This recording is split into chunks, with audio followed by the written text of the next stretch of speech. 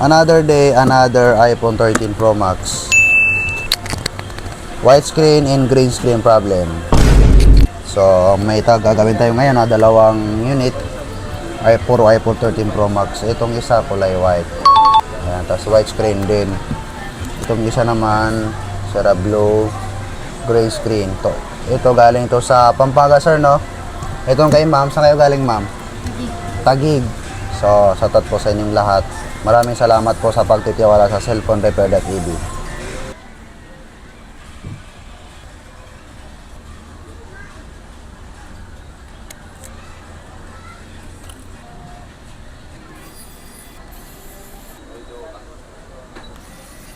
So guys, okay na po yung dalawang iPhone 13 Pro Max, green screen at saka white screen. So sa may gusto magpagawa sa amin, mag-pin lang po kayo sa amin if page cellphonerepair.tv, hanapin niyo po si Asnawi.